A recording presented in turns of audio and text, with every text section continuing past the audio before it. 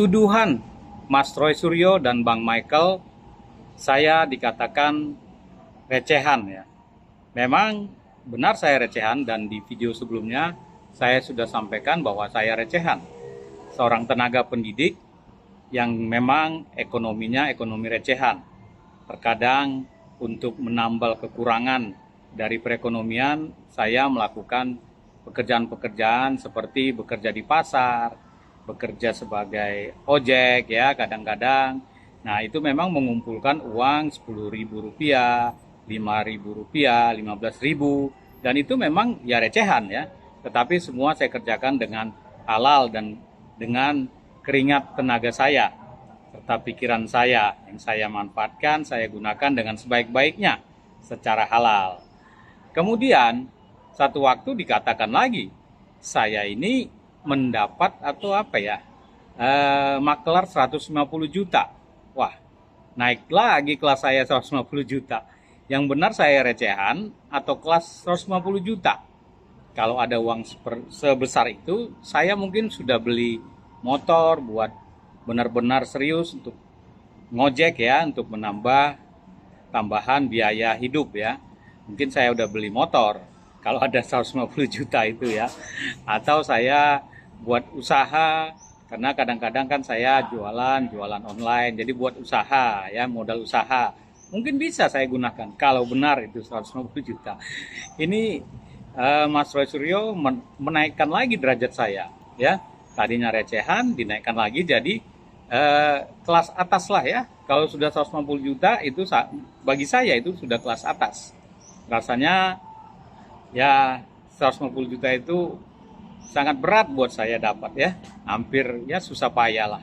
Semuanya ada aja kemungkinan, tetapi saat ini saya belum belum mendapat rezeki dari Tuhan untuk 150 juta tersebut. Mudah-mudahan dapat nantinya ya.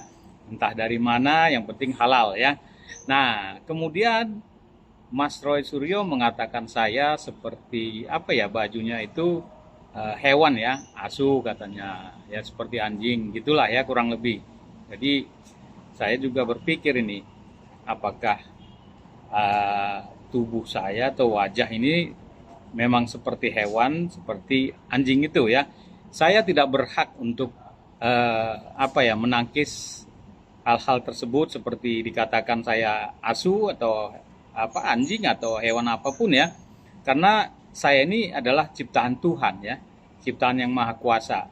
Jadi dialah yang berhak untuk mengatakan Mas Roy Suryo itu salah atau benar ya, untuk ciptaannya, karena ciptaannya. Sekali lagi saya tidak berhak untuk mengatakan tentang diri saya ciptaan, karena saya bukan saya yang menciptakan ya. Kalau terkait misalnya ciptaan-ciptaan saya ya, ciptaan manusia, ciptaan saya ya, saya berhak mengklarifikasi. Kalau ini biarkan Tuhan yang mengklarifikasi nanti, karena saya menganggap itu adalah mungkin melecehkan Tuhan kah, saya juga nggak tahu, karena Tuhan menciptakan saya sebagai manusia, bukan sebagai hewan ya. Jadi biarkan di situ nanti Mas Roy Suryo yang mengklarifikasi kepada Tuhan ya, bukan saya. Saya adalah ciptaan Tuhan, jadi Tuhanlah yang berhak ya untuk mengklarifikasi ataupun atas tuduhan-tuduhan atau kalau teman-teman mengatakan maki-makian ya. Saya tidak berani untuk memaki-maki orang ya, karena memang saya ini bukanlah golongan manusia yang ini ya. Jadi memang orang biasa yang tidak punya hak untuk itu ya. Yang punya hak untuk itu adalah Tuhan yang Maha Kuasa, Sang Pencipta. Dia yang menciptakan saya dan teman-teman lain yang diciptakan oleh Tuhan, seperti Bang Bill juga dikatakan seperti itu ya. Dan Bang Bill bahkan katanya sudah sampai kepada ranah hukum karena sudah seperti membawa-bawa orang tua ya, kesukuan gitu ya. Nah, saya juga nggak tahu apakah Mas Roy Suryo ini sedang dalam kondisi yang tertekan, marah, emosi, darah tinggi ya, sehingga seperti temperamental lah ya. Jadi tidak terkontrol kata-katanya ya. Dan itu ya sekali lagi tidak menggambarkan seorang dokter ya. Jadi apapun itu, semua orang akan tahu lah di mana intelektual, etika, moral, dan cara-cara bicara ya. Kalau kita selalu bicaranya kasar ya berarti tipikal kita kasar ya. Itu menunjukkan ya, bukan sebuah kemenangan bagi, buat apa sih kemenangan-kemenangan yang merasa menang tetapi dengan cara merendahkan orang ya. Cukup saja kalau menurut saya ya ini perlu dipertanyakan saja ya, karena kami mempertanyakan adalah peraturan rektor yang harusnya tidak meloloskan Mas Roy Suryo, seharusnya drop out ya dari perkuliahannya ketika Mei 2023 di masa masih aktif sebagai mahasiswa. Jadi harus drop out kalau melihat berbasis pada peraturan rektor itu ya. Jadi itu aja sebenarnya. Bukan kami mengatakan ijazahnya Mas Roy Suryo, itu hanya pernyataan dari Humas dan Wakil Rektor ketika kami beraudiensi. Mereka yang mengatakan bahwa Mas Roy Suryo itu belum diwisuda karena belum menyerahkan disertasi dan administrasi lainnya. Sehingga ijazah pun belum diserahkan ketika itu. Dan mereka juga mengakui lalai. Tahun 2023 bulan Mei itu seharusnya Mas Roy Suryo di drop out berdasarkan peraturan rektor. Jadi tinggal nunggu keputusan. Karena ini kelalaian, apakah bagaimana hasilnya ya nanti kita lihat. Kami juga sudah bersurat ya kepada Kemendikti dan sudah diterima audiensi dan sudah dibentuklah tim untuk investigasi, verifikasi apa yang terjadi sehingga nanti ada keputusan-keputusan penting ya. Dan itu biarkan saja dulu.